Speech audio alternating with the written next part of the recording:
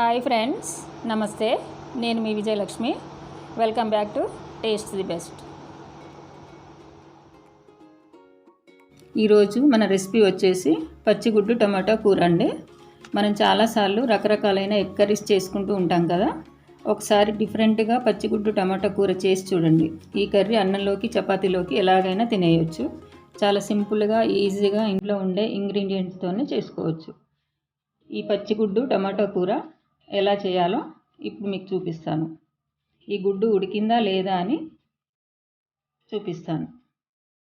మొత్తం ఉడికింది, చూడండి ఎంత బాగుందో. చాలా టేస్టీగా కూడా ఉంటుంది. స్టవ్ వెలిగించి ప్యాన్ పెట్టుకున్నాం కదండి.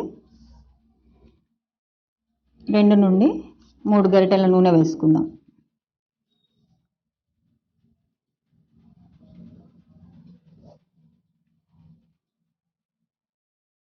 ఇది వేడవ్వాలి. ఉల్లిపాయలు వేసుకుందాం.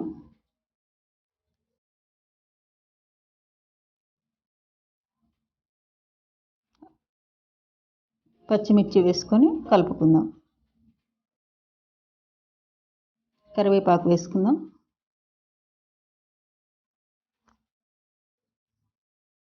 అల్లం వెల్లుల్లి పేస్ట్ వేసుకొని పచ్చివాసన పోయేంత వరకు వేయించుకుందాం.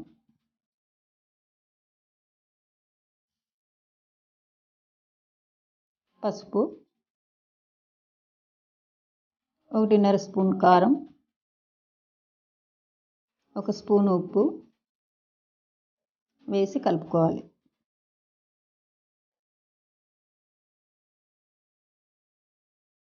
సన్నగా తరిగిన టమాటా ముక్కలు వేసుకోవాలి.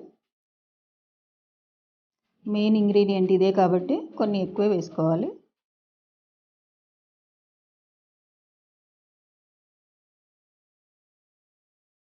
ఉడికిపోయింది కదండి, సగము. కొత్తిమీర వేసుకుందాం.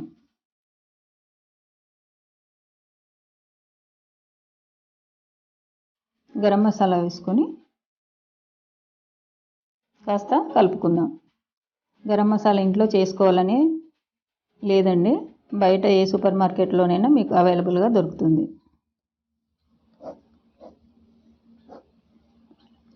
ఉడుకుతుంది కదండి, కాసిన్ని నీళ్లు వేసుకుందాం. కాసేపు మూత పెట్టి ఉడికించుకుందాం.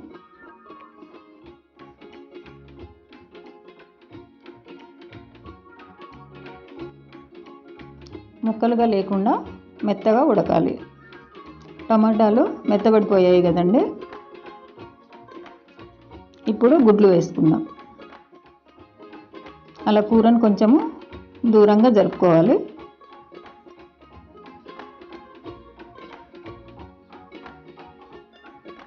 దీన్ని పచ్చిగుడ్డు టమాటా కూర అని ఎందుకన్నానంటే, గుడ్లు ఉడకబెట్టకుండానే పచ్చిగా వేసుకుంటున్నాం కాబట్టి అలా అన్నానండి. నేను 3 గుడ్లు తీసుకున్నాను. అన్నీ ఒకే చోట వేయకుండా కాస్త దూరంగా వేయాలి.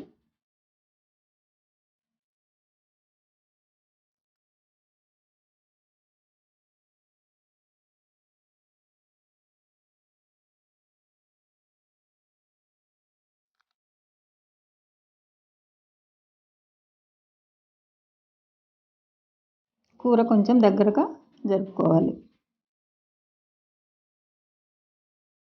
మరో గుడ్డు వేసుకుందాం.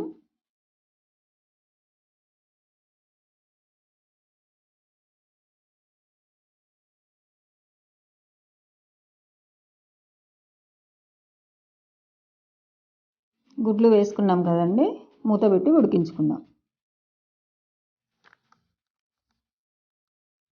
గుడ్లు ఉడికిపోయాయి కదా, నూనె అంతా పైకి వచ్చేసింది.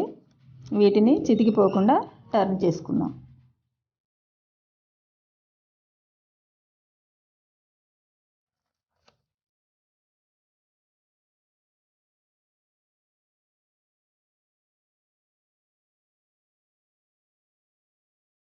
ఇలా టర్న్ చేసుకోవడం వల్ల పైనున్న లేయర్ కూడా ఉడికిపోతుంది.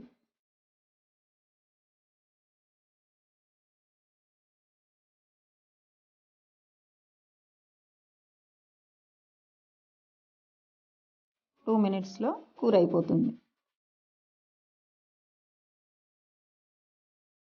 కూర రెడీ అయిపోయింది కదండి. ప్లేట్లోకి సర్వ్ చేసుకుందాం.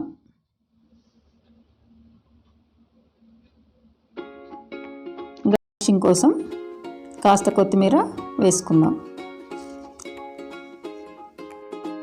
ఈ రెసిపీ కనుక మీకు నచ్చినట్లయితే లైక్, షేర్, సబ్స్క్రైబ్ చేసి పక్కనున్న బెల్ ఐకాన్ని ప్రెస్ చేయడం మర్చిపోకండి. మరో మంచి వీడియోతో మీ ముందుకు వస్తాను.